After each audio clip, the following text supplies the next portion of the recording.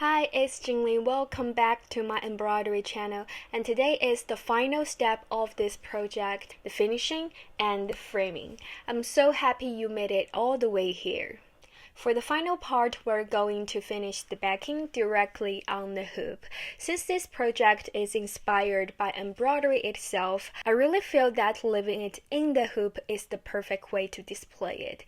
It just feels right, doesn't it? So let's continue for today's tutorial. Take your embroidery out of the hoop and use an iron to erase the pattern marks. I'm cheating a little here. I'm using my hair curler on low heat, and it works just as well. Once the marks are gone, place your embroidery back into the hoop. Now grab a piece of felt and draw a circle the same size as the inner hoop. Cut it out. I like to choose a felt color that matches the embroidery fabric. Place the felt circle on the back of your embroidery. I like to add a little glue first to help keep it in place.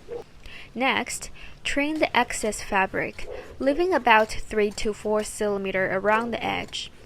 Using the excess fabric, make running stitches all the way around. Then gently pull the thread to gather and tighten the fabric at the back and finish with a knot. Take another piece of felt. The color is totally up to your preference, and draw a circle the size of the outer edge of the inner hoop. Cut it out and place it on the back of the hoop. Now use a blanket stitch all the way around to secure the felt to the hoop.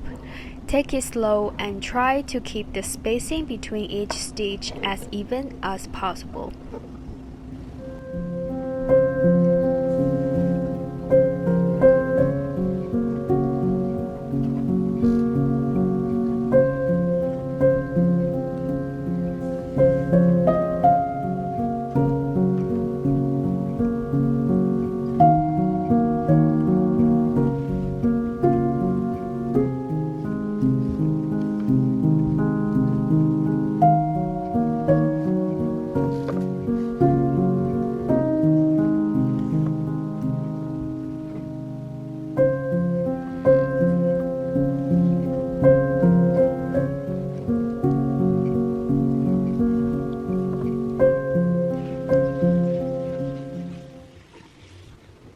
When you reach the end, make a knot, hide it under the felt, and snip the thread.